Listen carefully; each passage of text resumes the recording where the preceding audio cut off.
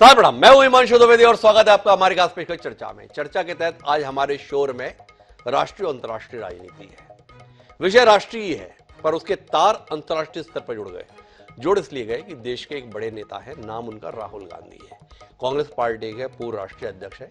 Congress party उन्हें भविष्य की बड़ी संभावना के तौर पर भी देखती है। वो राहुल गांधी जिन्होंने अभी 4000 किलोमीटर से भी ज्यादा की पदयात्रा की थी भारत जोड़ो यात्रा के नाम पर, उसके बाद में अपनी ट्रिम शेव के साथ में वह लंदन में थे, इंग्लैंड यात्रा पर थे। वहां पर उन्होंने कई जगह पर कई तरीके से सभाओं को संबोधित किया, ग्रुप डिस्कशन का हिस्सा बने और वहां पर उन्होंने जो कुछ भी बोला, कहा, अपनी बात को अव्यक्त किया, उसने भारत में बवाल कर दिया। पिछले एक हफ्ते से ये सुर्खियों में है। लगातार भारतीय जनता पार्टी या सत्तारूढ़ दल ये बताने की कोशिश में है कि राहुल गांधी की समझ में अभी भी कोई बड़ा बदलाव नहीं है। वह देश को पहले भी अपमानित करते थे, अब भी देश को अपमानित कर रहे हैं। विदेश की धरती पर जाकर जिस प्रकार के वक्तव्य वह देते हैं, उसके चलते देश का सिर शर्म से नीचे झुक जाता है। आज संसद का सत्र एक बार पुनः शुरू हुआ तो यहां लोकसभा में राजनाथ सिंह, वहीं राज्यसभा में पीयूष गोयल राहुल गांधी को लेकर काफी ज्यादा नाराजगी व्यक्त करते हुए दिखाई दे। सीधे तौर पर मांग की गई कि राहुल गांधी सदन में आए और माफी मांगे। कांग्रेस इस बात पर बेहद नाराज है। कांग्रेस का मानना है कि राहुल गांधी ने जो कुछ भी कहा सच कहा, देश की हकीकत को यह व्यक्त किया और राहुल गांधी को निशाना बनाकर दरअसल ये सरकार अडानी मामले से पीछे छुड़ाने की कोशिश कर रही है। अडानी मामले पर जेपीसी का गठन करने से सरकार बच रही है और अब राहुल गांधी के मामले को तूल देकर असल मुद्दे को पीछे धकेलने का काम कर रही है।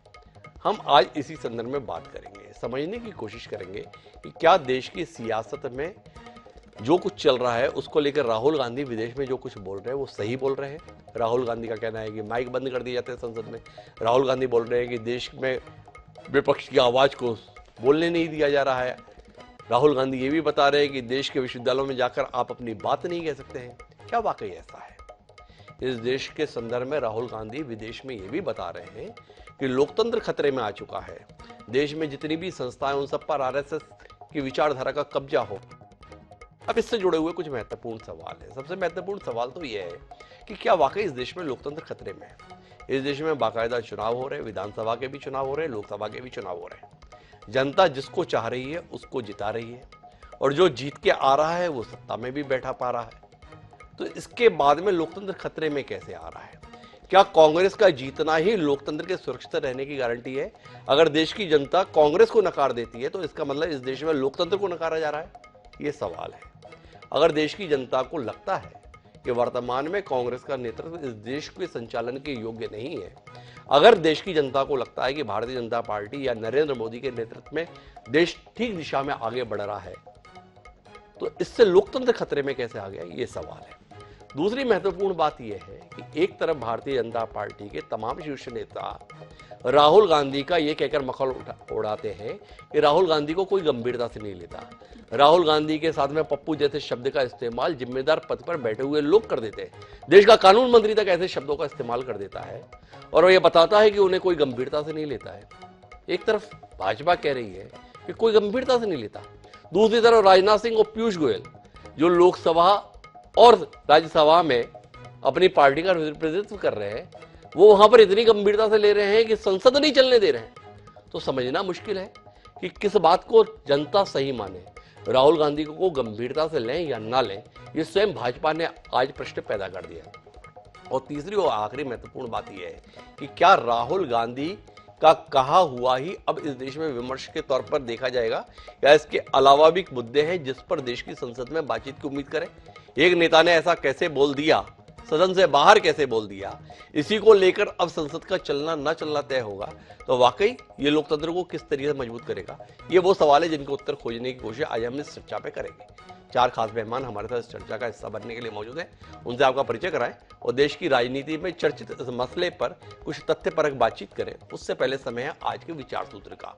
हमारा विचार सूत्र ये कहता है कि सफल व्यक्ति वही होता है जो दूसरों की आलोचना से एक ठोस आधार तैयार करता है। डेविड ब्रिंकले मशहूर अमेरिकी पत्रकार रहे, उन्होंने ये बात कही थी। अब इस पर अमल कौन कर रहा है? भाजपा कर रही है, कांग्रेस कर रही है, राहुल गांधी कर रहे हैं, नरेंद्र मोदी कर रहे हैं या कोई और कर रहा है? इसे अपने जहन में रखते हैं, उसके बाद अपनी चर्चा को आगे बढ़ाते हैं। हमारे साथ इस चर्चा का हिस्सा बनने के लिए चार खास मेहमान हैं। हमारे साथ मुकेश त्यागी जी हैं, राष्ट्रीय प्रवक्ता है भारतीय जनता पार्टी के। हमारे साथ सेवानिवृत्त विंग कमांडर अनुमा आचार्य जी हैं, प्रवक्ता हैं ऑल इंडिया कांग्रेस कमेटी की। इंजीनियर इमरान लतीफ जी हैं, प्रवक्ता हैं आम आदमी पार्टी के। और इन सब के बीच में तटस्थ राय देने के लिए देश के जाने माने पत्रकार प्रेम कुमार जी भी हमारे साथ हैं। आप चारों का स्वागत है। चर्चा की शुरुआत कुछ बयानों से कर लेते हैं। राहुल गांधी ने क्या कुछ कहा जिस पे बवाल है, राजनाथ सिंह क्या बोले, एक बार उस पर निगाह डालते हैं और फिर चर्चा की शुरुआत मुकेश त्यागी जी से करते हैं। एक बार सुने। That an Indian political leader can give a talk in Cambridge University, Harvard University, but he can't give a talk in India, in a university in India. And the reason is that our government simply does not allow any idea of the opposition, any concept of the opposition to be discussed. It's a fact. It's shameful, but it's true. And this is not the India that all of us are used to. Shri Rahul Gandhi जो इसी सदन के सांसद हैं, राहुल गांधी ने London में जाकर भारत को बदनाम करने की कोशिश की है और कहा है कि भारत में लोकतांत्रिक व्यवस्था पूरी तरह से तहस-नहस हो रही है और विदेशी ताकतों को आकर यहाँ पर भारत के लोकतंत्र को बचाना चाहिए। कि भारत की गरिमा पर, भारत की प्रतिष्ठा पर उन्होंने गहरी चोट पहुंचाने की कोशिश की है। अध्यक्ष महोदय, मैं आपसे यह मांग करता हूं कि पूरे सदन के द्वारा उनके इस व्यवहार को खंडन किया जाना चाहिए और उनको ये आपके द्वारा निर्देश दिया जाना चाहिए कि संसद के फोरम पर आकर वह क्षमा याचना करें। अध्यक्ष महोदय, मैं आपसे अनुरोध करना चाहता हूं। तो ये राजनाथ सिंह हैं, बहुत नाराज हैं भाई। इसलिए नाराज है कि बताओ, लंदन में जाकर राहुल गांधी ने ऐसा बोल दिया। पर मुकेश जी, आपकी पार्टी तो बताती है, किरण रिजिजू आपकी पार्टी के माननीय कानून मंत्री भी है सरकार में, उन्होंने कहा था कि राहुल गांधी को कोई गंभीरता से नहीं लेता। देश का रक्षा मंत्री इतनी गंभीरता से ले रहा है, तो थोड़ा रोशनी देंगे आप? ऐसा क्या राहुल गांधी ने कह दिया जिसके कारण से आप इतने बौखलाए हुए हैं, इतने खींचे हुए हैं? विपक्ष के नेता से क्या उम्मीद करते हैं? वो लंदन में जाए और आपकी प्रशस्ति गाए? वाकई डॉक्टर हिमांशु जी नमस्कार जी। देखिए, ऐसा है कि भारत की जो सभ्यता है वो बहुत ही प्राचीन है, सनातन है, अनादिकाल से चली आई जी। और जो है इसका जो पूरा बुनियाद है वो डेमोक्रेसी पे ही आधारित है। यहाँ पर ग्राम सभा से लेकर के राज्यसभा और लोकसभा तक के चुनाव जो है वो प्रजातांत्रिक माध्यम के द्वारा होता है। तो कांग्रेस का तो ये हो गया कि वो ये बात समझ को खुल गई, मेरे ऊपर कागज की दाव कैसे चल गई कि एक चाय वाला व्यक्ति प्रधानमंत्री बन गया और लगातार 2014-2019 कांग्रेस को बिल्कुल मैं समझता हूं कि ध्वस्त करके रख दिया है भारतीय जनता पार्टी ने। तो ये डाइजेस्ट नहीं हो रहा है कांग्रेसियों को, ना इनके पास कोई ठोस मुद्दे हैं। अब आप देखिए, वो आपको याद होगा, यूनान रोम विश्व मिट गए सब जहां से, मगर बाकी अब तक हमारी हस्ती, कुछ बात है कि मिटती नहीं हस्ती हमारी, सदियों से रहा है दुश्मन दौरे जहां मार। तो हमारे तो दुश्मन जो है हर तरीके से हैं। अब ये विदेश में जाकर के मिसेस गांधी का अगर आपको स्टेटमेंट याद होगा 1970 में जब विदेश यात्रा पे कर रही थी, तो मोरारजी देसाई के बारे में पब्लिक ने पूछा कि आप क्या कहना चाहते हैं, आपके साथ कैसा व्यवहार कर रहे हैं? बोले देखिए, ऐसा है कि मैं विदेश धरती पर अपने भारत के जो हमारा आधिपत्य है, उसकी जो सोवरेनिटी है, उसके ऊपर मैं किसी भी प्रकार का कमेंट नहीं करूंगी। तो ये तो उनके एक मिसेस गांधी ने उस वक्त कहा था। और राहुल गांधी जो कैम्ब्रिज यूनिवर्सिटी में पढ़े हैं, पता नहीं पढ़े हैं कि नहीं पढ़े हैं, कैसा उनका अध्ययन हुआ है, लेकिन जिस प्रकार से वो पर 52 साल के बालक की तरह से वो व्यवहार करते हैं, उन्होंने देश को जिस प्रकार से गरिमा धूमिल करी है, वहां पे कैम्ब्रिज यूनिवर्सिटी में जाकर के यूएस को बोले कि भाई defenders of democracy they are oblivious to what is happening in democracy in India. They are talking about China. He is praising China कि चाइना जो है हार्मनी का एक एम्बेसडर है और एक तरफ से वो चाइना को एग्रेशन की बात करते हैं। उधर मनीशंकर अय्यर पाकिस्तान में जाकर के वहां पर स्टेटमेंट देते हैं कि आप मोदी जी को हटाइए, फिर डायलॉग हमारे शुरू होंगे। ऑर्डिनेंस को फाड़ देते हैं, जो मनमोहन सिंह की सरकार द्वारा पारित ऑर्डिनेंस है, पब्लिकली में फाड़ देते हैं। तो ये तो इनका रवैया और रहा, जो डेमोक्रेसी में भाषण देने चले हैं। मैं समझती हूँ, समझ में नहीं आ रहा, उनकी अटेंडेंस भी आप देख लीजिए पार्लियामेंट में कितनी अटेंडेंस है। पहले मुकेश जी थोड़ा गंभीरता से अपन विषय पर आते हैं। सबसे पहले तो ये बताइए, राहुल गांधी को आप गंभीरता से लेते हैं या नहीं लेते? आप दोहरी बातें करते हैं। एक तरफ कहते हैं कि राहुल गांधी को कोई गंभीरता से नहीं लेता, राहुल गांधी की बात को गंभीरता से नहीं लेना चाहिए। दूसरी तरफ इतनी गंभीरता से लेते हैं कि देश का रक्षा मंत्री और देश के राज्यसभा में नेता आपकी पार्टी के पीयूष गोयल आज सदन ही नहीं चलने देते हैं, और इसलिए नहीं चलने देते कि राहुल गांधी ने विदेश में कुछ बोल दिया। तो सबसे पहले तो ये समझाइए आप, राहुल गांधी को हम लोग गंभीरता से लें या ना लें?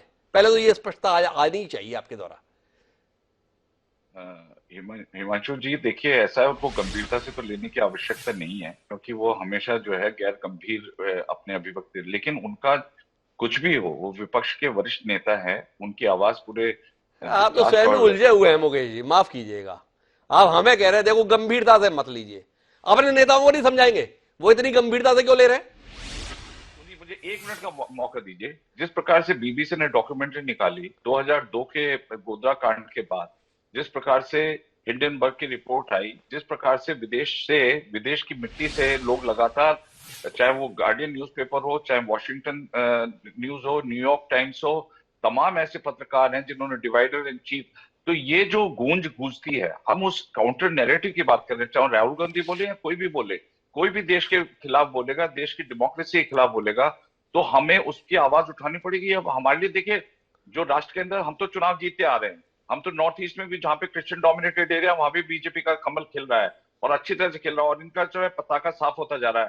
तो डेमोक्रेटिकली हमको इनसे कोई डर नहीं लग रहा है, लेकिन ये हमारी अंतरराष्ट्रीय छवि कर रहे हैं। आज G20 का हम सम्मेलन करने वाले हैं, प्रधानमंत्री उसके अध्यक्षता करने वाले हैं, हमारी एक अंतरराष्ट्रीय छवि है, उसको धूमिल करने के लिए कुछ भी करेगा, कोई भी आवाज उठाएगा, चाहे राहुल गांधी उठाए या कोई भी व्यक्ति उठाए, हम उसके खिलाफ आवाज उठाएंगे। जब पक्की बात है ना मुकेश त्यागी जी, ये पक्की बात है ना?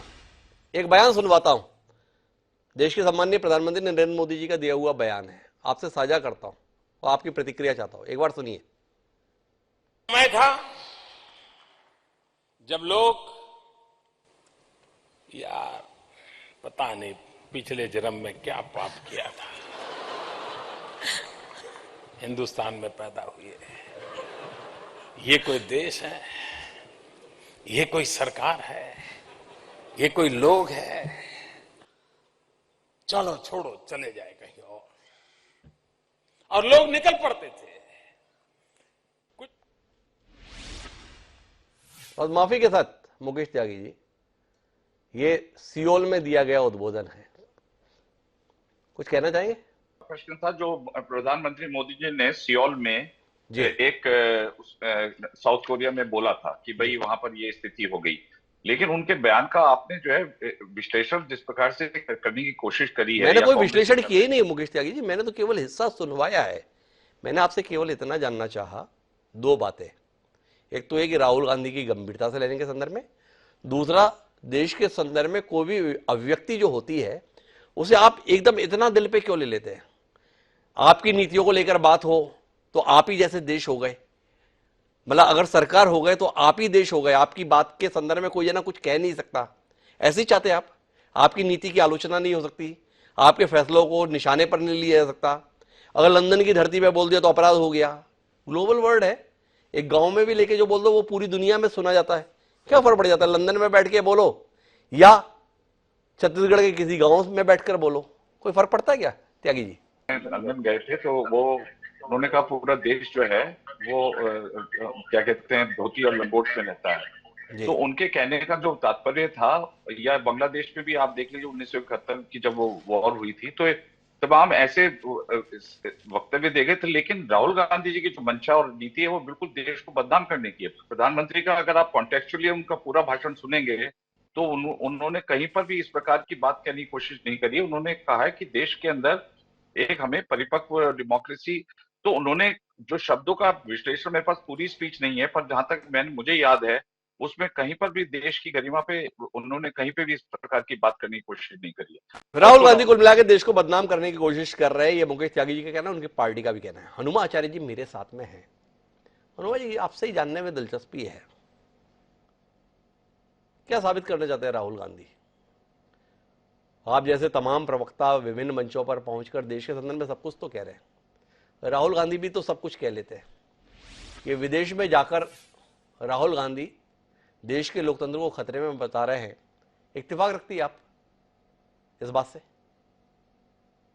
अदम गोंडवी का शेर है एक जी, सहमी सहमी हर नजर हर पांव में जंजीर है, ये मेरे आजाद हिंदुस्तान की तस्वीर है। जी। दफन है कितने सिकंदर मुल्क की इस खाक में, मोहतरम उसको समझते हैं मेरी जागीर है। जी। यही कर रहे हैं भारतीय जनता पार्टी के आज के प्रवक्ता भी। और राजनाथ सिंह जी, उसमें आया था कि सुप्रीम कोर्ट ने लानतें भेजी हैं रक्षा मंत्रालय को, शर्म आनी चाहिए। आज भी मिग 21 उड़ रहे हैं, उन्हें देश से शर्म आनी चाहिए।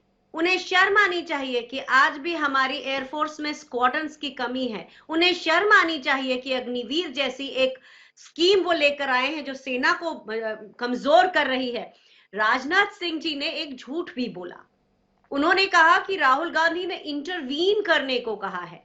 मुझे राजनाथ सिंह जी के अपने अपने व्यक्तित्व के ह्रास को देखकर बहुत दुख होता है। जी। एक समय में उन्हें बहुत अच्छा नेता इसलिए भी समझती थी कि ना वो भाषा गलत बोलते थे ना झूठ बोलते थे। जी। अब उनके साथ दुखद बात यह है कि वो दोनों ही करने लगे हैं। आपने जो एक चलाया सियोल का मोदी जी का भाषण, उसके अलावा हम क्यों भूल जाते हैं कि वो प्रचार करने गए थे हाउडी मोदी में, अब की बार ट्रंप सरकार करने गए थे। हमारी देश की जनता के पैसों से प्रधानमंत्री का जो खर्च सरकारी यात्रा का था, उस पे जाके वो रिपब्लिकन पार्टी के लिए अब की बार ट्रंप सरकार कहकर आए। लगभग इसी आशय का कुछ वो इजराइल में नेतन्याहू के लिए भी कह आए। अभी टोरंटो में 15 मई को कह आए थे कनाडा में कि टोरंटो में नहीं, डेनमार्क में कह आए थे कि डिजिटल इंडिया को हम भारत को डिजिटल पावर बना रहे हैं और हमारे यहाँ का जो विपक्ष है वो इसको खराब कर रहा है इस ड्रीम को। तो जिस तरह की बातें प्रधानमंत्री अपने देश के बारे में आज कह के आ रहे हैं, अपने अपोजिशन के बारे में ही नहीं, पीढ़ियों के बारे में, जो पीढ़ियां इस भारत को बनाती आई हैं, जिन पीढ़ियों का यहाँ खून पसीना लगा है, उनको भी तो वो एक तरह से गालियां दे आते हैं। तो इस तरह की बातें हैं और मुझे दुख इस बात का होता है कि कभी राहुल गांधी जी के लिए पप्पू शब्द का इस्तेमाल किया, आज के प्रवक्ता ने बालक कहा। मैंने अभी तक तो नहीं कहा था लेकिन आज कहती हूं, मेरी भारतीय संस्कृति में या तो किसी पत्नी को रखा जाता है अपने साथ या तलाक दिया जाता है। प्रधानमंत्री मोदी क्या कर रहे हैं? उनकी पत्नी का हमने वीडियो देखा था कि उनको अपनी सास के अंतिम संस्कार में जाने तक नहीं दिया। ये देश के कोई बड़ा नाम रोशन किया जा रहा है क्या? तो बालक शब्द का इस्तेमाल करेंगे तो दुर्भाग्य से कहना पड़ेगा। मैं व्यक्तिगत टिप्पणियां करती नहीं हूं, लेकिन किस तरह की भाषा बीजेपी के प्रवक्ता जब भी बात करते हैं। हमारा देश संवादशील देश है। आज हम जो चर्चा कर रहे हैं, हम संवाद कर रहे हैं, हम संवादों तो से ही हम बात संवाद में ही रहे अनुमा जी, और इसी में मेरा सवाल है आपसे कि आप एक अपने नेता के इस बयान से इत्तेफाक रखती हैं कि इस देश में बात नहीं की जा सकती, इस देश में लोकतंत्र खतरे में है, जनता अपने फैसले से सरकारें चुन रही हैं और वो फैसले आपके खिलाफ अगर जा रहे हैं तो ये लोकतंत्र में खतरे का परिचय हो गया। क्या इस देश में विपक्ष के नेता सभाएं नहीं कर रहे? क्या इस देश में विपक्ष के नेताओं को अलग अलग कार्यक्रमों में बोलने का अवसर नहीं मिल रहा? जिस तरीके की भयावह दृष्टि विदेश में जाकर राहुल गांधी प्रस्तुत कर रहे हैं, आप इत्तेफाक रखती हैं या आप मानती हैं थोड़ा अतिशयोक्तिपूर्ण हो गया? इतने भी बुरे देश के हालात नहीं। आप हमारे देश के एक बहुत जिम्मेदार पत्रकार हैं। क्या आप मुझे बताएंगे कि 3010 छापों में से 95% अगर सीबीआई और ईडी के छापे केवल विपक्ष के नेताओं पर पड़ते हैं, जबकि हमने सामने देखा है कि अडानी के ऊपर अब तक कोई गहन कार्यवाही नहीं हुई। आज तक बीजेपी के किसी नेता के ऊपर, अभी आपने देखा है, मुझे आप बताइए ना कि अभी 6 करोड़ की रिश्वत जो मिली एक बीजेपी के कर्नाटक के नेता के घर पे और उसको बेल मिल गई, जमानत मिल गई, उसके पहले वो भागता रहा। तो आपको लगता है कि हमारे देश के हालात बहुत अच्छे हैं? आप बहुत जिम्मेदार पत्रकार हैं, इसलिए मैं आपसे ये सवाल पूछती हूँ कि आज भारतीय जनता पार्टी के सारे वो नेता जो कांग्रेस से या दूसरे विपक्ष से उनके यहाँ जाते हैं, वो वॉशिंग मशीन से धुल जाते हैं, चाहे वो येदियुरप्पा हो, चाहे वो हेमंता बिस्वा शर्मा हो, चाहे वो कोई भी हो। तो क्या आप नहीं बताइए, क्या इतने भयावह हालात नहीं है? और इतने भयावह हालात नहीं है, विपक्ष के नेताओं पे इतने छापे पड़ रहे हैं, सत्तारूढ़ दल के संदर्भ में कोई कार्रवाई नहीं हो रही है। अनुमा जी के सवाल है, एक सवाल और लेता हूं, फिर इमरान लतीफ के पास चलता हूं। क्या फायदा हो रहा है राहुल गांधी का विपक्ष में रहते हुए विदेश की धरती से इस प्रकार के बयान देने से? थोड़ा इस पर दृष्टि और मिल जाए, क्योंकि भाजपा ने तो एक मुद्दा बना दिया, यह बताने की चेष्टा लगातार देश को की जा रही है कि देखो एक कितना नासमझ किस्म का नेता है जिसका इस देश की मिट्टी से कोई प्यार मोहब्बत है नहीं। साध्वी प्रज्ञा है, भोपाल की सांसद है आपके गृह प्रदेश से। उन्होंने कहा है कि एक विदेशी माँ का बेटा कभी देशभक्त नहीं हो सकता। समझ को लेकर संकट है ही। मुकेश त्यागी के बयान ने भी आपको अंदर तक हिला दिया कि आपको भी कुछ कहना पड़ गया। तो आपसे जानना ये चाहता हूँ उमा जी, सीधा सवाल, कि राहुल गांधी 4000 किलोमीटर की पदयात्रा के बाद इंग्लैंड जाकर जो कुछ कह रहे हैं, उससे देश को और आपकी पार्टी को और तीसरा राहुल गांधी को क्या कुछ फायदा हो रहा है, थोड़ा समझा दें। एक बात है कि हमारे देश को हमारे ही प्रधानमंत्री मदर ऑफ डेमोक्रेसी कहने की कोशिश कहते हैं, क्योंकि टीटी में उनको अध्यक्षता मिली है। यहाँ पर हिंदू राष्ट्र का आलाप जरूर चलाते रहते हैं, लेकिन वो खुद जानते हैं कि उनकी जितनी भी इज्जत है वो उस नेहरू के क्रिएटेड भारत के कारण है जो मदर ऑफ डेमोक्रेसी बना।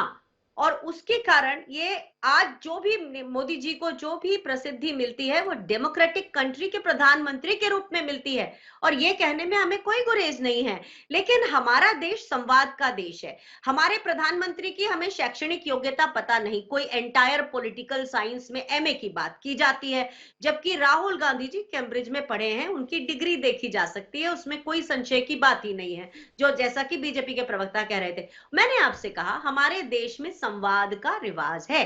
आप और हम आज संवाद कर रहे हैं। ये संवाद क्या इंग्लैंड में, अमेरिका में नहीं देखा जा सकता? अभी एक दिन एक टीवी डिबेट पर मैं आज तक में थी, मुझे मेरी बहन का अमेरिका से फोन आया, उसने कहा दीदी हम आपको देख रहे हैं। तो आपको कैसे ये लगता है कि यहाँ बोले या वहां बोले, बात तो वही है ना। बात इस मदर ऑफ डेमोक्रेसी के ऊपर आए संकट की है, उसे हम कहीं से भी बोलना तो पड़ेगा, चाहे हम यहाँ रह के विपक्ष में, और ग्लोबल है सब कुछ, आप देख सकते हैं वही चीजें हम यहां से कहते हैं, वही चीजें वहां कहीं से भी बोले क्या फर्क पड़ता है। देश संकट में है, इसके संदर्भ में हम बात कर रहे हैं, सीधे तौर पर अनुमा जी का ये कहना है। पर इस संकट से क्या इमरान लतीफ इत्तेफाक रखते हैं? क्या इमरान लतीफ आपको लगता है कि राहुल गांधी जो कुछ कर रहे हैं ठीक कर रहे हैं? क्योंकि देश का सत्तारूढ़ दल बहुत मेहनत कर रहा है ये बताने की कि देखो ये एक आदमी है ना, ये ठीक नहीं कर रहा है देश के साथ। तो लतीफ जी आप किसके साथ, राहुल जी के साथ या देश के सत्तारूढ़ दल के साथ? देखिए हिमांशु जी, ना तो हम राहुल जी के साथ हैं और ना देश के सत्तारूढ़ दल के साथ हैं, बल्कि हम देश के साथ हैं। और अगर देश के किसी भी कोने में चले जाएं तो चारों तरफ सिर्फ एक बात की चर्चा हो रही है कि जो अडानी और मोदी जी का महा घोटाला था उसकी जांच क्यों नहीं हो रही है, उसमें अभी तक ईडी और सीबीआई क्यों अपने घरों में बैठी हुई है, क्यों जब भारतीय जनता पार्टी के नेता भ्रष्टाचार के दायरे में आते हैं तो उनके खिलाफ कोई कार्रवाई नहीं होती है, और क्यों विपक्ष के नेताओं पर बिना किसी सबूत के गिरफ्तारी कर ली जाती है, उनको प्रताड़ित किया जाता है, क्यों ईडी जब से भारतीय जनता पार्टी की सरकार आई है तब से उसका कन्विक्शन रेट जो है वो 1% भी नहीं है, और सिर्फ 95% से ज्यादा विपक्ष के नेताओं पर ही कार्रवाई क्यों की जाती है। ये सारे सवाल आज देश की जनता जानना चाह रही है, इन सारे सवालों का जवाब, लेकिन कहीं से कोई जवाब नहीं मिल रहा है। आज मोदी जी एक नारा बुलंद कर रहे हैं कि तुम मुझे ड्रग्स दो मैं तुम्हें गेहूं दूंगा।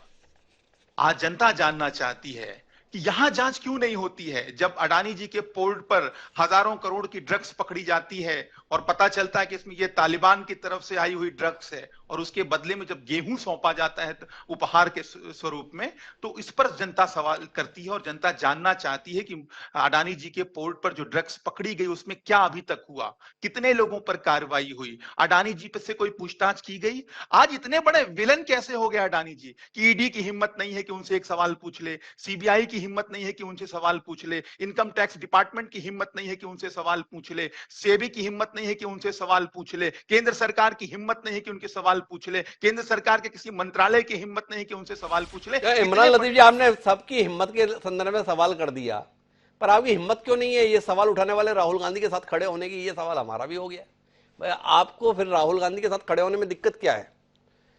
कांग्रेस कोशिश करे सारे विपक्ष एकजुट होकर सत्तारूढ़ दल के इस रवैये के खिलाफ साझा लड़ाई लड़े, आप तो तुरंत पीछे हट गए। नहीं हटे हिमांशु जी, इस लड़ाई में हम उनके साथ हैं। राहुल गांधी जी की इस बात से आम आदमी पार्टी बिल्कुल इत्तेफाक रखती है, इस बात से सहमत है कि आज देश में लोकतंत्र खतरे में है। आप तो 3 मिनट में अपने स्टेटमेंट से बदल गए सर। इमरान जी हमने शुरुआत में सवाल किया तो आपने कहा नहीं हम राहुल गांधी के साथ नहीं है, हम भाजपा के साथ नहीं, हम देश के साथ है। अभी बोले कि नहीं हम राहुल जी के साथ है। सच सच बताइए ना, कब किसके साथ है? देखिए, देश बचाने की मुहिम में, देश को बचाने के लिए जो भी राजनीतिक दल, जो भी विपक्षी पार्टी के नेता साथ आते हैं, मैं तो यहां तक कह रहा हूं कल का भारतीय जनता पार्टी का कोई नेता सांसद अगर सच्चाई स्वीकार करेगा और सच की बात करेगा तो हम उसके साथ भी रहेंगे। मसला यह है, देश बचाना जरूरी है। आज आप बताइए, आपत्ति इस बात को लेकर की जा रही है कि देश का एक महत्वपूर्ण नेता जो विपक्ष की आवाज के तौर पर देखा जाता है, विदेश में जाकर इस देश के संदर्भ में जिस प्रकार की बातें कह रहा है वो बहुत आपत्तिजनक है। देश को अपमानित करने वाला है, देश को लज्जित करने वाला है। इस नजरिए के संदर्भ में क्या सोचते हैं आप? राहुल गांधी गलत कर रहे हैं? भाई इस देश में बैठकर भी बोला जाता है, अरविंद केजरीवाल बोल ही रहे हैं इस देश में। उन्हें तो किसी हार्वर्ड की जरूरत नहीं पड़ रही है, उन्हें किसी कैम्ब्रिज या ऑक्सफोर्ड की जरूरत नहीं पड़ रही। ये राहुल गांधी को इस देश में कोई मंच नहीं मिलता क्या जो उन्हें कैम्ब्रिज जाना पड़ता है, या वो बता रहे हैं कि हार्वर्ड में आके मैं बोल सकता हूं, देश में नहीं बोल सकता? वाकई ऐसा है? देखिए हिमांशु जी, मैं इस समय लखनऊ में बैठा हूं, मैं आपसे बात कर रहा हूं और पूरी दुनिया इसको सुन रही है। आप कहीं और बैठे हैं, बाकी सारे हमारे पैनलिस्ट कहीं और बैठे होंगे, हम सब बात कर रहे हैं, पूरी दुनिया देख रही होगी। अब ये एक जिक्र अनुमा जी ने किया भी इस संदर्भ में, तो ये मसला नहीं है कि कौन कहां से बोल रहा है, क्या बोल रहा है, ये इंपॉर्टेंट है। जो बोल रहा है शायद उसी से सबसे ज्यादा दिक्कत है, क्योंकि भारतीय जनता पार्टी आज के समय में यही चाहती है कि जो देश के इतिहास का या कह लें दुनिया के इतिहास का अब तक का सबसे बड़ा घोटाला रहा है, मोदी अडानी महाघोटाला, उस पर बात ना हो, उससे ध्यान डाइवर्ट किया जाए। तो इमरान लतीफ जी भी बार बार इस बात के साथ में है कि राहुल गांधी का बोलना इतना आपत्तिजनक नहीं है, उसे आपत्तिजनक प्रस्तुत इसलिए किया जा रहा है कि असल जो मसला देश के सम्मुख है उस पर कहीं बात ना हो जाए, उस पर जनता का कोई मन ना बन जाए, और वो मसला है अडानी के संदर्भ में। मेरे साथ प्रेम कुमार जी हैं, अब बारी है तटस्थ राय की। प्रेम कुमार जी, आपसे जानने में दिलचस्पी है। बहुत नाराज है भाजपा, बहुत नाराज है भाजपा के नेता, आप सुन रहे हैं लगातार, और इन सब के बीच में विपक्ष के नेताओं का कहना यह है कि राहुल गांधी ने कुछ आपत्तिजनक नहीं कहा। असल बात तो यही है कि मूल मुद्दों पर चर्चा ना हो, इसलिए ये प्रोपेगेंडा खड़ा किया जा रहा है। पर मेरा आपसे सवाल ये है कि राहुल गांधी अति नहीं कर रहे? राहुल गांधी विदेश में जाकर इस देश के संदर्भ में जैसे बता रहे हैं, क्या देश में वाकई लोकतंत्र खतरे में है? क्या इस देश में अखबार में छपा नहीं रहा? क्या इस देश के समाचार चैनलों पर चर्चा नहीं हो रही? क्या चौक चौराहों पर बोलने पर किसी को जेल में डाल दिया जा रहा है? ऐसा क्या हो जा रहा है जिसके आधार पर लगे कि देश में देखो लोकतंत्र खतरे में आ गया? क्या भाजपा अभी भी चुनाव हार नहीं रही? और भाजपा जहां चुनाव हार रही है, क्या वहां पर नई सरकार अस्तित्व में नहीं आ रही? यहां तक हिमाचल में भी तो कांग्रेस की सरकार बनी, तो ये लोकतंत्र खतरे में कैसे आ गया? थोड़ा समझाए प्रेम कुमार जी, समझ नहीं पा रहा। जी हिमांशु जी, देखिए, एक लोकतंत्र खतरे में है, इस बात को केवल राजनीतिक रूप से ही देखा और बताया जाता है। इसको गैर राजनीतिक तरीके से भी हम देखते हैं कि लोकतंत्र कितना मजबूत है। आप देखिए, चुनाव आयोग का जो आंकड़ा है उसके मुताबिक 87% जो लोग हैं वो वोटर हैं, और 2019 के आंकड़े के हिसाब से तब जो आबादी रही 1 अरब 38 करोड़, उसके हिसाब से 121 करोड़ लोग को वोटर होना चाहिए, 87%, और एक्चुअल में 91 करोड़ वोटर्स एनलिस्ट रहे, सूची में रहे। इसका मतलब है कि 30 करोड़ तो वोटर जो एलिजिबल हैं वो वोटर लिस्ट में ही नहीं है। इसके बाद आप देखिए, जो सत्ता में सरकार है वो 22 करोड़ से थोड़ा ज्यादा और 23 करोड़ से कम बीजेपी के पास वोट है। तो टोटल एलिजिबल वोटर के मुकाबले तो 1/6 ही है उनके पास। इसमें भी अगर हम देखें तो जीते हुए सांसदों से सरकार बनती है, हारे हुए से तो बनती नहीं है। तो ये एक्चुअल जो संसद में है वो तो और कम हो जाता है। तो यही कारण है, ये बेसिक कारण है हिमांशु जी, कि सरकारें तो आती हैं और फिर इस सरकार को भी बदलने के लिए आंदोलन होने लगते हैं, फिर सरकार आती है, फिर इसको बदलने के लिए आंदोलन होने लगते हैं या जरूरत महसूस की जाने लगती है। यानी हमारे लोकतंत्र में एक पार्टिसिपेशन की एक व्यापक कमी है, और इस वजह से राजनीतिक व्यवस्था जो है, मैं रोकूंगा प्रेम कुमार जी, बड़ा गंभीर किस्म का विमर्श देना चाहा आपने। तो ये जो 22 करोड़ वोटर है, इतना परसेंटेज है, ये सब भाजपा में आने के बाद है। भाजपा से पहले जो परसेंटेज था वो एक तरफा था। 1952 से लेकर जो आम चुनाव होते रहे हैं उनमें जो भी सरकार बनती थी वो 50% से ज्यादा वोटों के साथ ही बनती थी। जो सांसद बनते थे वो भी उस अनुसार थे। भाई बताया ये जा रहा है राहुल गांधी के द्वारा, प्रेम कुमार जी विषय पे रहे, कि जब से भाजपा सत्ता में आई लोकतंत्र खतरे में आ गया। कांग्रेस जैसी चुनाव हार गई, देश में लोकतंत्र खतरे में आ गया। थोड़ा इन चिंताओं पर दृष्टि मिले। ये आंकड़े के संदर्भ में तो जितने भी चुनाव के परिणाम ले लीजिए, इन आंकड़ों के साथ ही देश आगे बढ़ता हुआ है। तो थोड़ा राहुल गांधी के दृष्टिकोण के साथ में बात हो। जी हिमांशु जी, मैंने पहले ही कहा कि गैर राजनीतिक दृष्टिकोण से मैं लोकतंत्र को देख रहा हूं कि कैसे है। तो ये जाहिर है कि ये एक सरकार का प्रश्न नहीं है, ये सभी सरकारों का प्रश्न है। यही कारण है कि राजनीतिक व्यवस्था बदल करके भी चीजें नहीं बदलती, ये मैं कहना चाह रहा था। अब मैं राहुल गांधी जो कह रहे हैं वहां पर लौटता हूं कि वो कह रहे हैं या दूसरे लोग भी जो महसूस कर रहे हैं कि लोकतंत्र खतरे में है कि नहीं है। राहुल गांधी जो बात कह रहे हैं, लोकतंत्र है तभी वो कह पा रहे हैं। पहली बात, लोकतंत्र है तभी राहुल गांधी ये बात कह पा रहे। लेकिन उसके बाद का जो परिदृश्य हमें संसद भवन में दिख रहा है, संसद में दिख रहा है, पूरे देश में दिख रहा है, राहुल गांधी ने ऐसा कहा क्यों? उनको माफी मांगनी पड़ेगी। ये जो है ये लोकतंत्र के खिलाफ है। यानी आप बोल ही नहीं सकते। तो आप बोल सकते हैं ये लोकतंत्र है, लेकिन आप बोलेंगे तो आपको माफी मांगनी होगी। आपने बोला कैसे? ये अलोकतांत्रिक व्यवहार सत्ता पक्ष की ओर से स्पष्ट रूप से दिख रहा है। कभी भी ऐसा देश के इतिहास में नहीं हुआ कि सत्ता पक्ष खड़ा होकर के सदन न चलने दे, विपक्ष से माफी मांगे एक सूत्र में। ये नई बात हो रही है। इसके अलावा और जो चीजें हैं, जो दूसरे वक्ताओं ने भी कहा कि सेंट्रल एजेंसियों का दुरुपयोग, केवल विपक्ष के नेताओं को टारगेट करना, ये सारी चीजें मिलकर के एक शिकायत है वर्तमान सरकार से, जो कि ये शिकायत दूसरी सरकार से भी हो सकती है, इस सरकार में सबसे ज्यादा है, क्रमशः ये बढ़ती गई है। ये एक सच्चाई है। इस वजह से हम ये मानकर करें, बताए, संसद में डिबेट करें। प्रेम कुमार जी, मैं आपसे एक सवाल करना चाहूंगा, क्या आप इसे एक बड़ी राजनीतिक भूल के तौर पर नहीं देखते? भारतीय जनता पार्टी सिद्धस्त है अपने से जुड़े हुए विषयों को देश का विषय के रूप में तब्दील करने में। प्रस्तुत ये किया जा रहा है कि देखो, राहुल गांधी की इस देश के प्रति निष्ठा नहीं है, राहुल गांधी की इस देश के प्रति मोहब्बत नहीं है, और विदेश की धरती पर जाकर ये भारत को बदनाम करने का काम करते हैं। ये पूरे नैरेटिव को निर्मित किया जा रहा है। राजनीति में क्या महसूस किया गया, सार्वजनिक जीवन में क्या महसूस किया गया, यह सबसे महत्वपूर्ण होता है। क्या आपको नहीं लगता कि राहुल गांधी एक बार फिर आत्मघाती गोल कर बैठे हैं? भारतीय जनता पार्टी उनके बयान के आधार पर उन्हें कटघरे में खड़ा कर रही है, और देश में ऐसा वातावरण बन रहा है जिसमें लोगों को लगता है कि अरे, विदेश में जाके देश के लिए ऐसे ही बोलना चाहिए क्या? इस संदर्भ में कुछ कहिए ना प्रेम कुमार जी, सारे आयामों पे बात करें। बिल्कुल, ये है, प्रश्न है, और हम इसको इस रूप में देखते हैं कि क्या बिगाड़ के डर से ईमान की बात ना कहोगे? हम इस रूप में देखते हैं। प्रेमचंद जी याद आते कि ठीक है, तात्कालिक रूप से संपन्न है सत्ता पक्ष, तो राजनीतिक रूप से कांग्रेस को नुकसान हो जाएगा। लेकिन यही सच बोलना, अगर ये सच है तो सच की भी अपनी ताकत होती है, तो उसका भी इंपैक्ट तो सच में कैसे मानूं प्रेम कुमार जी? अब सवाल इस बात पर है। उन्होंने बताया press, judiciary, parliament, election commission, सभी इंस्टीट्यूशंस दबाव में है। अभी अनुमा जी हमें बता रही थी, शर्म आनी चाहिए रक्षा मंत्री को। आज देखिए कैसे सुप्रीम कोर्ट ने लताड़ा है रक्षा विभाग को, रक्षा मंत्रालय को।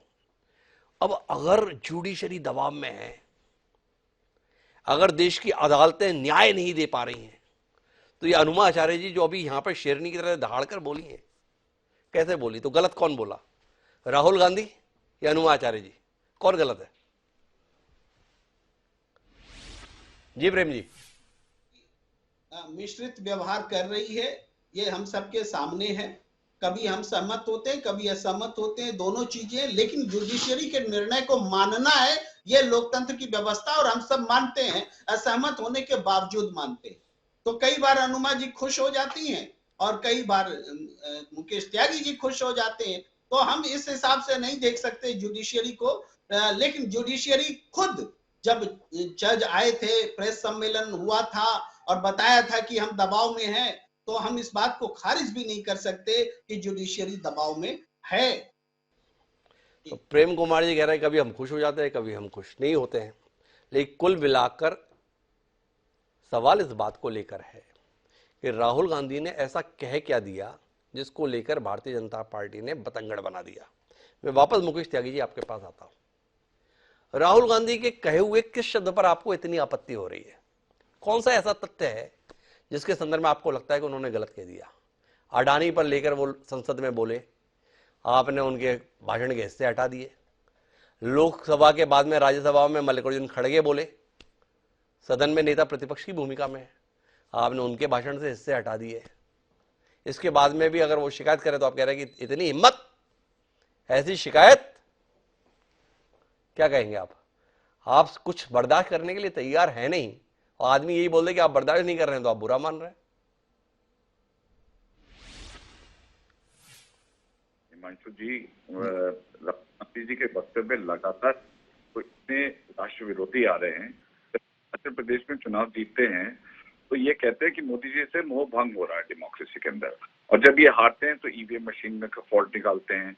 जिस प्रकार से कपिल सिब्बल ने जाकर के लंदन में इनको किसी डाक तो और दिखाने को चुनाव है, वो चुनाव है, तो वहां पर सिवाय मिथ्या नहीं है, ये सब कंट्रोल चुनाव है। तो जब जीतते हैं तब फॉल्ट निकालते हैं, और वो भी जाके विदेशी मिट्टी पे। इनको विदेश से इतना प्रेम है।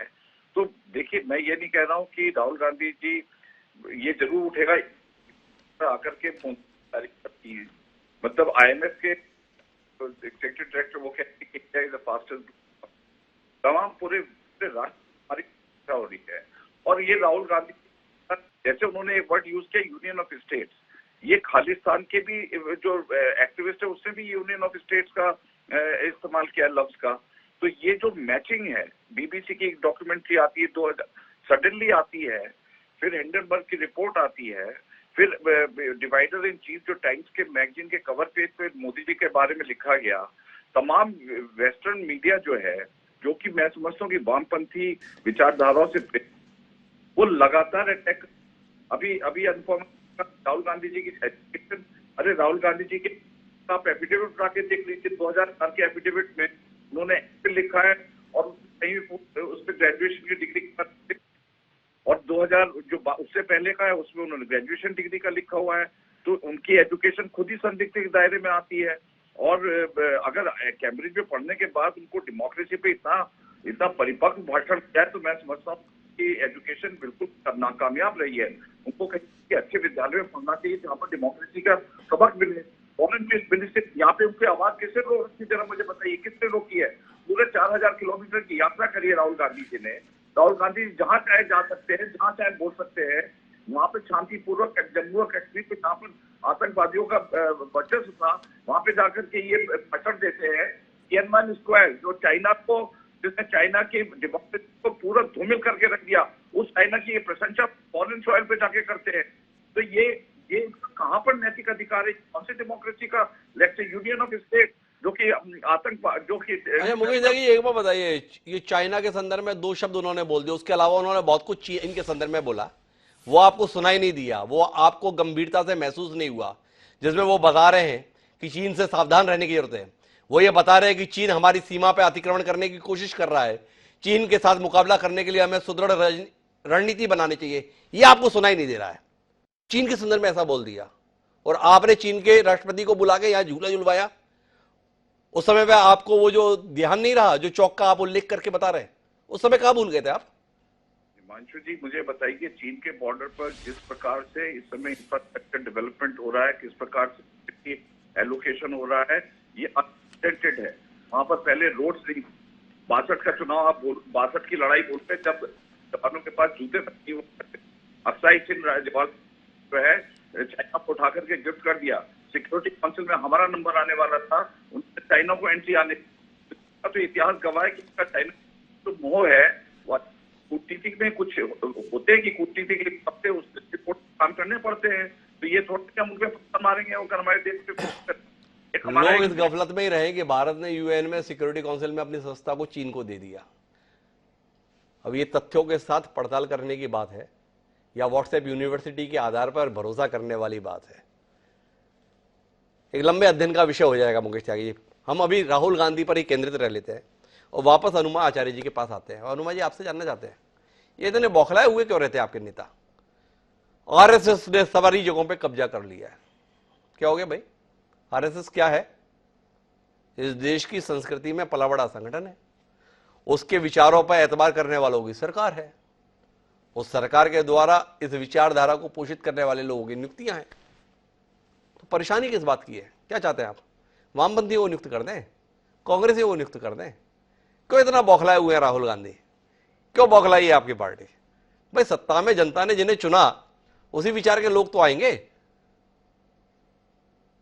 हिमांशु जी, मैं पढ़ी हूँ आरएसएस के स्कूल में 9 साल, और मुझे याद है 9th क्लास में मैं अपने ताई जी के घर पूना गई थी, तो मैंने अपने बाल जैसे आज हैं ऐसे कटवा लिए जी। और जब मैं स्कूल जाने वाली थी तो मुझे दहशत होने लगी थी जी। और मेरी प्रिंसिपल ने मुझे 17 सुनाया, परकटी बलकटी पता नहीं क्या क्या कह दिया। तो ये लोग जो आपके व्यक्तित्व को कंट्रोल करना चाहते हैं, आज मैं मानती हूँ मेरी वो पूरी शिक्षा का वो हिस्सा जिसमें वो नैरेटिव्स थे, वो पूरी की पूरी स्कूली शिक्षा झूठी हो गई है और इसकी मुझे शर्मिंदगी है। तो आरएसएस को आप हमारी संस्कृति में पली बड़ी संस्था मत कहिए। ये वो लोग हैं जिस समय 1947 की जब हमें आजादी मिली उससे पहले जो हमारे नेता लड़ रहे थे, ये तब अंग्रेज परस्ती कर रहे थे। तो ये तो ना कहें कि हमारे कल्चर में पली बड़ी संस्कृति है। दूसरी चीज ये है कि हमने पहले भी इनको कहा है कि अगर आपको तर्जुमा करना नहीं आता, ट्रांसलेशन नहीं आता इंग्लिश भाषा का, मेरी भी कोई बहुत अच्छी नहीं है, लेकिन कम से कम भारतीय वायुसेना में रहने के बाद मेरा चूंकि ऑफिशियल लैंग्वेज वही थी, इंग्लिश थी, तो मैं कम से कम इनको मैं भी तर्जुमा करके दे सकती हूँ और हम कांग्रेस के कोई भी इनको तर्जुमा करके दे सकते हैं। तो ये गलत सलत बातें चीन के बारे में जो कह रहे थे, ये उस पर केंद्रित रहे। सही सीधी बात जो हमारे प्रधानमंत्री ने कही डर के मारे कि ना कोई घुसा हुआ है ना घुस आया है, ये हमारे प्रधानमंत्री ने कहा। हमारे प्रधानमंत्री ने उनसे कहा मेरा तो उनका पुराना वेनसांग के समय का रिश्ता है। तो ये रिश्ते तो हमारे देश के प्रधानमंत्री बता रहे थे। इस तरह का जबरदस्ती का घरोपा प्रधानमंत्री पाकिस्तान में भी उड़ा के आए थे।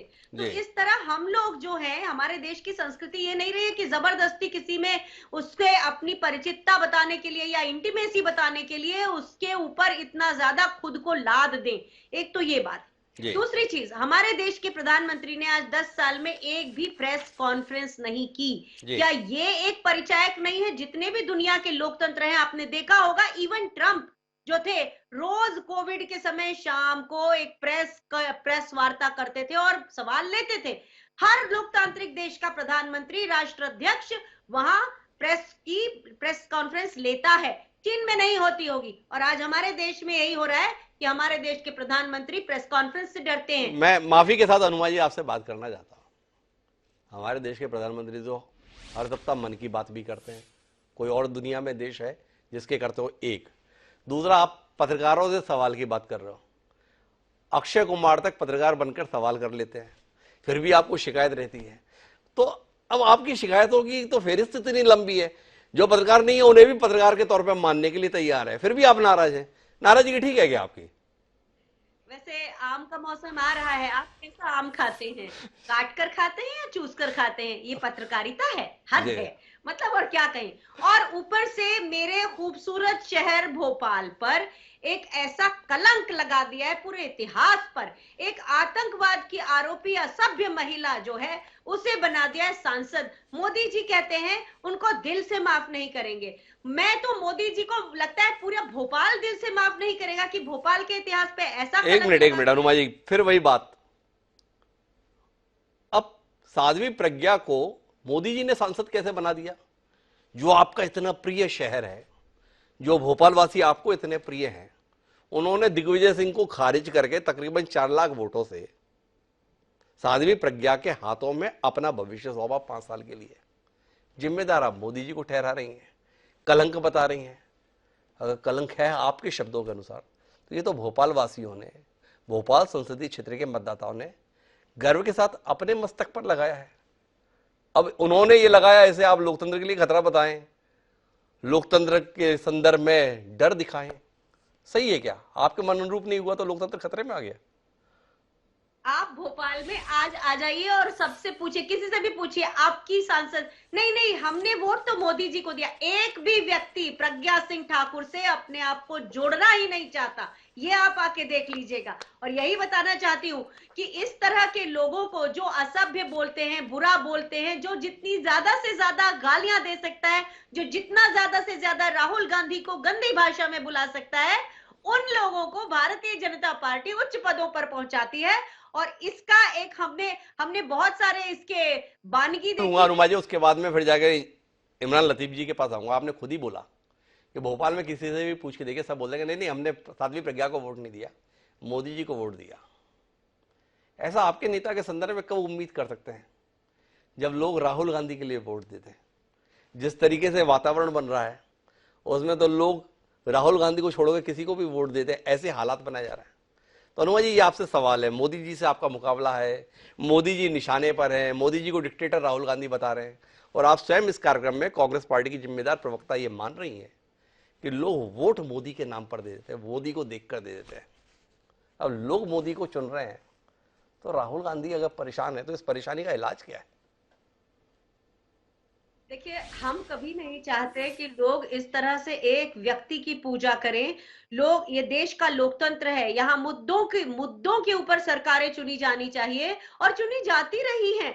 लेकिन एक छद्म पूरा का पूरा एक अन्ना आंदोलन खड़ा किया गया और वहां से जो कहानी निकली, उनमें से आज तक भी उस पूरे लोकतंत्र को इस तरह से लूटा अनुमा जी गया। का कहना यह है कि हम नहीं चाहते कि एक व्यक्ति इतना महत्वपूर्ण हो। अब यही कांग्रेस पार्टी है। इसी कांग्रेस पार्टी में पंडित जवाहरलाल नेहरू थे, उनकी शख्सियत भी एक दौर में ऐसी थी, लोग नेहरू को देख के वोट देते थे।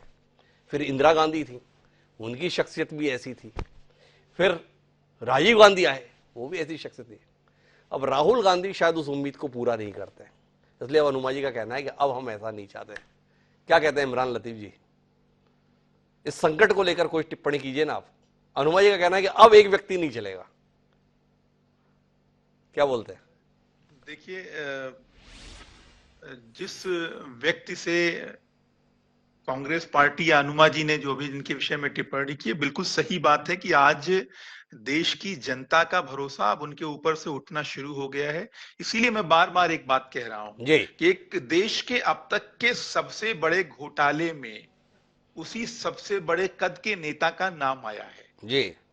जिस कद के वो नेता बने थे 2014 से लेके अब तक में, उसी कद के भ्रष्टाचारी होने का तमगा भी अब उनके ऊपर लग रहा है और ये आम जनमानस में इस बात की चर्चा है, लेकिन जांच से भाग रहे हैं वो बड़े नेताजी। हम यही बात तो कह रहे हैं कि इस तरह की राहुल गांधी जी ने क्या कहा क्या नहीं कहा। अरे ये घोटाला जो तथाकथित तौर पर आप बता रहे हो, उसके बाद का भी तो चुनाव आ गया नॉर्थ ईस्ट का। त्रिपुरा में भाजपा वापस आ गई, नागालैंड में भाजपा वापस आ गई, मेघालय में भी सरकार बना ली, जश्न भी मन गया। कहां रहा आपका दावा? 2024 का चुनाव होने दीजिए, 2024 का चुनाव होने दीजिए। भारतीय जनता पार्टी के साथ तो यही तो सबसे अच्छी बात है कि जिस चुनाव में वो हार जाते हैं वहां कहते हैं ये तो स्टेट के लोग हारे हैं, और जिस चुनाव में वो जीत जाते हैं उसमें कहते हैं वो चाहे नॉर्थ ईस्ट का ही चुनाव, उसमें कहेंगे नरेंद्र मोदी जी चुनाव जीत गए। तो ये जो स्टेट के चुनाव है वो एक अलग मसला है। मैं कह रहा हूं इन सारे मुद्दों पर जवाब क्यों नहीं दे रहे हैं? एक बार अडानी का आग क्यों नहीं निकल रहा है देश के सबसे बड़े नेता की जुबान से? मैं ये जानना चाह रहा हूं, पूरा देश इस बात को जानना चाह रहा है। जो ईडी, जो सीबीआई, जो सेबी, जो इनकम टैक्स डिपार्टमेंट मतलब एक छोटे से चोर को पकड़ लेती है जिसके खिलाफ कोई सबूत तक नहीं है विपक्षी पार्टियों के नेताओं को, उनको गिरफ्तार कर लेती है, 9-9 महीने तक गिरफ्तार करके रखती है वहां तो। और यहां पर इतना बड़े घोटाले की बात हो रही है, सुप्रीम कोर्ट तक ने दखल दे दी है, लेकिन उसके बाद भी जेपीसी की मांग हम कर रहे हैं, उस पर यह जुबान खोलने को तैयार नहीं है। मुझे आना प्रेम कुमार जी के पास है, लेकिन मुझे लगता है मुकेश त्यागी जी को इस पर कुछ तो कह लेना चाहिए। बहुत शिकायत है लोगों की, भाई आप कुछ बोलते ही नहीं अडानी के संदर्भ में। मुकेश त्यागी जी, ये शिकायत को दूर करना चाहेंगे क्या आप, या राहुल गांधी से ही काम चलाते रहेंगे? जो रिटॉरिक्स इनकी चलती आ रही है जेपीसी, आप जब सुप्रीम कोर्ट पहुंच गए, सुप्रीम कोर्ट ने एक्सपर्ट कर दी है एक, अब उसके चेयरमैन और उसमें तमाम वरिष्ठ लोगों का उस एक्सपर्ट कमेटी के अंदर जो है वो बनाया गया। सेबी को आदेश कर दिए गए 2 महीने के अंदर। तो इतने आतुर क्यों हैं? सुप्रीम कोर्ट के निर्देश के अंदर इन्वेस्टिगेशन हो रहा है। अब हर एक चीज पे जेपीसी का इनको इतिहास भी पता होगा कि जेपीसी कितनी बार लगाई गई है और कि 50 से 100 से। नहीं मुकेश जी, एक बहुत सरल सा सवाल इमरान लतीफ जी का था, अनुपा जी ने भी वैसी बात की थी। ये छोटे छोटे मसलों पे ईडी पहुंच जाती है, सीबीआई पहुंच जाती है, 2 कमरों के जो घर है उन तक पहुंच जाती है। इतना बड़ा मसला हुआ, अडानी के घर का रास्ता किसी बड़ी एजेंसी ने देखा नहीं। इस बात को लेके परेशान है अनुपा जी भी, इमरान जी भी और विपक्ष के तमाम नेता भी। इनकी परेशानी दूर क्यों नहीं करते आप भाई? जी आप चाहते हैं कि जेपीसी तक जाए, तभी अरे मैं कुछ नहीं चाहता, मैं तो इनकी समस्याओं को आपसे रूबरू करा रहा हूं। मुकेश जी ना मांगे तो हम इनके हाथ में झुंझुना पकड़ाते चले जाएं। मतलब ये तो ऐसा है ना, बना के लाते हैं ना, इनके पास कोई आधार होता है। सुप्रीम कोर्ट में राफेल के मामले में माफी मांगी, डिफेंस के साथ इन्होंने कॉम्प्रोमाइज किया। हमारी प्रेफरेंस कांग्रेस जिस प्रकार की करी वो अनुपमा जी। अब माफ कीजिएगा मुकेश जी, आप असल जवाब नहीं दे रहे। इतना बड़ा मसला हुआ है, आप छोटे छोटे मसलों पे इतनी बड़ी बड़ी कार्रवाई करके मिसाल कायम देश में कर रहे हैं। तो ये विपक्ष के नेता कह रहे हैं भाई बड़े मामले पे भी कोई मिसाल कायम कर दो, तो उसमें आप बहका दे रहे हैं, बहला दे रहे हैं। आपकी मर्जी।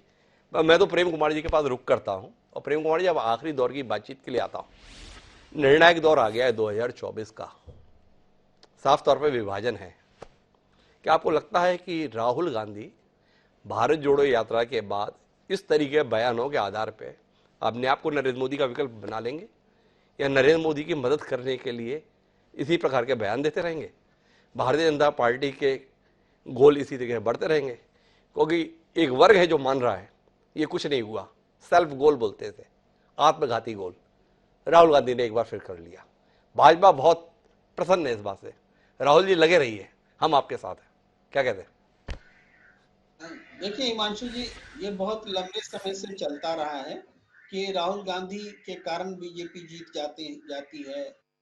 कोई नेता कांग्रेस के कुछ ऐसा बोल देते हैं कि बीजेपी जीत जाती है, लेकिन फैक्चुअली ये सब बातें कभी प्रूव होती नहीं। हमने कई बार इस पर चर्चा की है, बात की है कि चाहे गुजरात में भी जब कभी बयान दिया गया था नरेंद्र मोदी जी के खिलाफ, तो जो भी चुनाव हुए तो बीजेपी की सीटें और सब घटी ही थी, बढ़ी नहीं थी, वोट भी घटे। लेकिन ये परसेप्शन बनता है। पर बात यह है कि अगर नरेंद्र मोदी जी से मुकाबला करना है, क्योंकि नरेंद्र मोदी जी अभी व्यक्ति का नाम नहीं है, वो पार्टी से ऊपर हस्ती हो चुके हैं। तो नरेंद्र मोदी जी से मुकाबला करना है तो नरेंद्र मोदी जी को ही नाकाबिल साबित करना पड़ेगा। ये साबित करने में चाहे जितना वक्त लगे, अभी अगर साबित नहीं कर पा रहे हैं तो कांग्रेस सफल नहीं हो रही है। लेकिन जिस दिन राहुल गांधी सफल होंगे उसी दिन होंगे जब, जैसे ये अडानी का मसला है, अगर राहुल गांधी ये साबित कर देते हैं कि बड़े लेवल का भ्रष्टाचार है, जैसा कि अभी इमरान लतीफ साहब कर रहे थे कि अपने कद के हिसाब से बड़ा भ्रष्टाचार कर दिया है उन्होंने, लेकिन ये बात साबित करनी पड़ेगी, जनता को विश्वास दिलाना पड़ेगा। तो ये जो है सीधे इधर से उधर हो जाएगा, नजरिया बदल जाएगा, शिफ्ट कर जाएगा। यही संघर्ष है राहुल गांधी का। बड़ी महत्वपूर्ण टिप्पणी प्रेम कुमार जी ने दी है। निर्णायक लड़ाई है। एक तरफ नरेंद्र मोदी का कद है, शख्सियत है जो पार्टी से भी कहीं ज्यादा बड़ी हो चुकी है।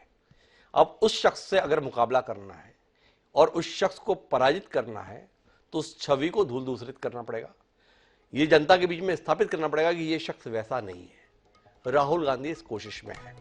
ये कोशिश अगर सफल होगी तो 2024 में कोई संभावना बनेगी। ये कोशिश सफल नहीं होगी तो फिर जाके लड़ाई बेमानी रहेगी। राहुल गांधी उस लड़ाई को लड़ने की कोशिश कर रहे हैं, पर क्या वो लड़ाई ठीक तरीके से लड़ रहे हैं, ये सवाल है। क्या जनता उनके इन तरीकों को पसंद कर रही है, ये सवाल है। क्या जनमत को वो अपने विचार के साथ जोड़ पा रहे हैं, ये सवाल है। अडानी के मसले पर क्या वाकई देश की जनता को यकीन दिला पाने में राहुल गांधी या विपक्ष नेता कामयाब हैं कि इसमें नरेंद्र मोदी की कोई सहभागिता है, या ये मानस बना हुआ है कि नरेंद्र मोदी जो कुछ भी कर रहे हैं देश के लिए कर रहे हैं, देश की बेहतरी के लिए कर रहे हैं। संघर्ष लंबा चलने वाला है, देखेंगे इस संघर्ष के नतीजे क्या आते हैं। बहरहाल आप चारों मेहमानों का बहुत बहुत धन्यवाद हमारे चर्चा का हिस्सा बनने के लिए। समय है अब आज के शेर का। हमारा आज का शेर इस कोशिश को ही समर्पित है जो प्रेम कुमार जी ने हमारे बीच में साझा की। हमारा शेर कहता है कि जाने कब इसमें हमें आग लगानी पड़ जाए, जाने कब इसमें हमें आग लगानी पड़ जाए, हम सियासत के जनाजे को चिता कहते हैं। खालिद इरफान ने ये सियासत की कड़वी सच्चाई को व्यक्त किया। सियासत चीज ही ऐसी है जिसमें सच को सच कहना जरूरी नहीं है, झूठ को सच साबित करना बेहद जरूरी है, या सच को झूठ साबित कर देने के हुनरमंदी को आजकल सियासत कहने लगे। राहुल गांधी के संदर्भ में इतना तय है कि अभी उन्हें मेहनत करने की जरूरत है। वो जो कहते हैं उस पर देश की जनता भरोसा कर पाए, इसके लिए शायद उन्हें ज़्यादा बेहतर मौके और ज़्यादा बेहतर शब्दों की जरूरत है।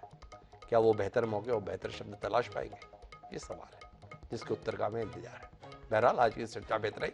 कल फिर मिलेंगे नए विषय के साथ। मुझे दीजिए इजाज़त।